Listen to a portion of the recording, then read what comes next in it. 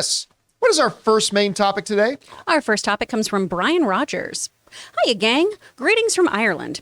I'm unhealthily anticipating Eli Roth's upcoming undated Borderlands movie, an adaptation of the Gearbox video game starring Cate Blanchett. I've been craving for any bit of news regarding its release. Well, I'll have to keep waiting because Deadpool director Tim Miller has been blessed by Roth to helm reshoots. I know you're not too excited for this, John, but surely I'm not the only one who is. My question, how common is it for a director to have their movie completed by another, and can you think of other examples of this situation? The only comparison I can think of is Justice League, and that was a completely different situation. Thanks. All right, Brian, thanks a lot for sending that in. And yeah, it's funny because somebody just brought up on the show last week, somebody was asking about, where the hell's that Borderlands movie? Yep. That I feel like they went into production like 3 years ago, like not exaggeration, like 3 years ago. Everybody's excited about it, especially when they got a top 3, maybe top 2. I think there's an argument that other than the street monster, Cate Blanchett might be the greatest actress in the world. So when they landed Cate Blanchett to be in this thing, everybody got really excited. Thing is, she shot this long before she ever shot Tar. And Tar's already done. Tar's now had his theatrical run and everything. It's all done. So where's this movie? Well, they're still working on it. And they're doing reshoots. And apparently one of the people who will not be there on the reshoots is Eli Roth. Roth ain't going to be there to do the reshoots, apparently. And instead, it looks like Tim Miller, the director from the first Deadpool movie, who did such a great job on that, is going to be stepping in to direct the reshoots. But it's not, according to the reports, because Eli Roth has been fired or anything. Apparently it's because Eli Roth needs to get moving on his upcoming Thanksgiving movie, which is a full feature-length version of the mock trailer he did in his Grindhouse thing.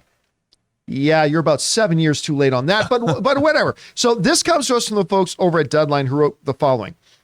After word circulated today on the fanboy sites that Eli Roth had been supplanted by Deadpool's Tim Miller on the long gestating Lionsgate video game adaptation Borderlands, allowed Deadline to lend a little insight to what is actually happening. Eli Roth handed over the reins on 2 weeks of reshoots to his pal Tim Miller because he's got to get going with Thanksgiving, the horror film based on a mock trailer that Roth made for the Quentin Tarantino and Robert Rodriguez Grindhouse films. Roth has not been fired despite a flurry of speculative reports to the contrary. All right, so that comes us from the folks over at Deadline. Eli Roth, who I really like, by the way. I've met Eli a number of times. He's really, really fun. He's actually come into our studio like twice on 2 different occasions. Super nice, super generous guy. So he has not been fired off of this. They're going to go into a couple of weeks of reshoots, and apparently his schedule does not allow him to do the reshoots. Okay. Couple things come to mind. My first is this, and I say this as somebody who's got a lot of love in my heart for Eli Roth. I really like him as a director. I haven't liked everything he's directed, but I really like him as a director. I loved him in Inglourious Bastards. I really, really like the guy. There's an old saying that says, dance with the one who brung you.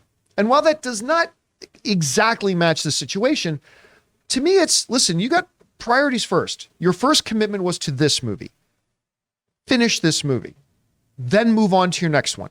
Now, look, I understand that the world of Hollywood, especially logistics and schedules and all that kind of stuff, can be a labyrinth to get through. I understand all that.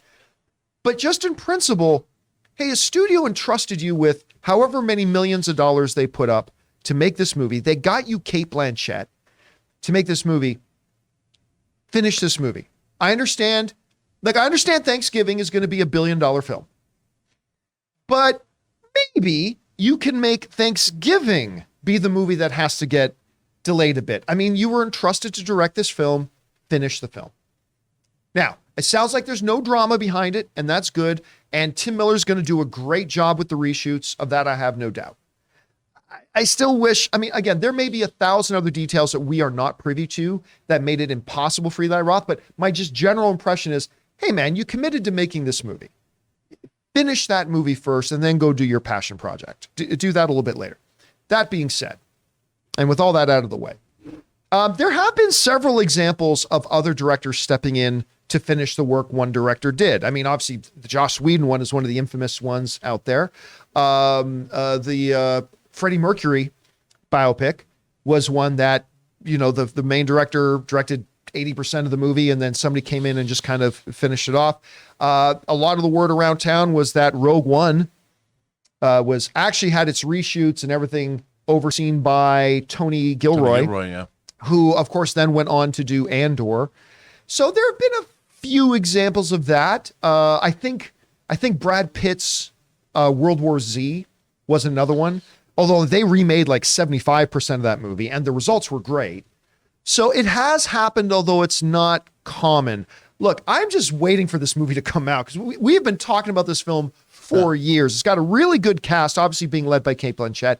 So I'm looking forward to seeing it, and whatever it's going to get it across the finish line, just do it. Anyway, Rob, you hear about the story. What do you think? Well, I think, and again, I don't know anything about this situation, but I think Tim Miller as a choice is really interesting because he has an extensive effects background. Before he did like the Justice League Injustice, that cutscene movie or whatever. And I would imagine that has something to do with it, that these reshoots, I bet, are extensively effects heavy. And I would think almost like it's almost like he's second unit, maybe. I don't know, but I would imagine they brought him in because of his expertise with effects. That's something Eli Roth doesn't have a lot of experience with. So maybe they brought him in to accentuate and develop the effect sequences more to give them more pizzazz or to broaden the horizons of what effects are going to be in the film. So in a way, it's either it could be a very good choice, a very practical choice, because he has much more experience than Eli Roth does. But again, I don't know. But if you're going to bring in somebody that's going to help you finish the movie and make it better, Tim Miller's not a bad one to bring in. No, and he knows his stuff. So. Chris, you hear about this. What do you think about it? I mean, look, as long as they get this Borderlands movie done, because we've been waiting for years for this, what do you think about this? Honestly, I think this is a really great move because Eli Roth and Tim Miller seem like the two people to attack this kind of IP. Because I don't know if you guys have played the games, but they are bonkers. They're so wildly violent and so funny. I mean, the stuff that comes out of Claptrap's mouth is fantastic. So the fact that it's going to be Jack Black doing that, mwah, chef's kiss. But I think, too, with the whole kind of stylistic look that we expect from Borderlands, having cell shading and things like that, I do agree with you, Rob, that Tim Miller kind of is more versed in that world. And I think at least getting that kind of aesthetic, if they do completely lean into it, is more his wheelhouse than Roth. So this makes sense to me. If you're going to have to reshoot some stuff, and it is very effects heavy, probably lean in with somebody who can really, really do all that heavy lifting. All right, guys, question is for you.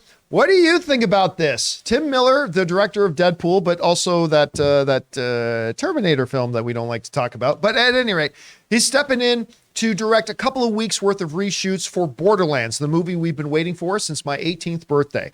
Whatever you guys think about this, jump down into the comment section below and leave your thoughts there.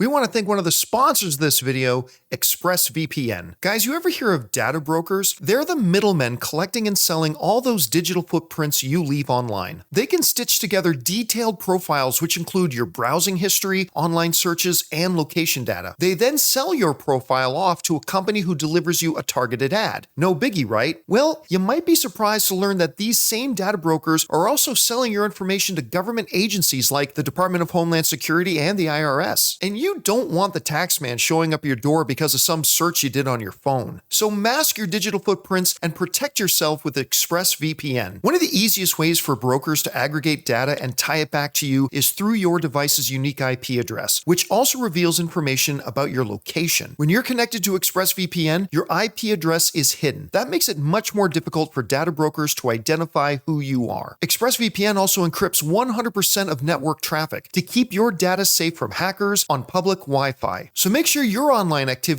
and data is protected with the best VPN money can buy. Visit expressvpn.com/Campea right now and get 3 extra months free through my special link. That's expressvpn.com/Campea.